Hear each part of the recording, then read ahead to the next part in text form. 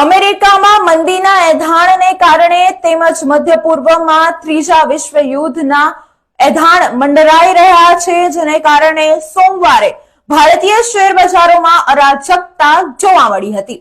Bombay stock એક્સચેન્જનો 30 શેરો ધરાવતો Sensex 1500 પોઈન્ટના Jaggi ઘટાડા સાથે 80,000 નીચે બંધ થયો, તો નેશનલ સ્ટોક એક્સચેન્જનો નિફ્ટી પણ લગભગ 500 પોઈન્ટના ઘટાડાથી નીચો જોવા મળ્યો હતો.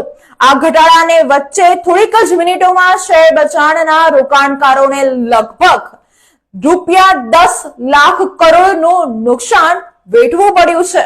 શેર બજારોમાં ઘટાડાથી જેને કારણે શેર બજારમાં રોકાણકારોને ભારે નુકસાન વેઠવું પડ્યું છે.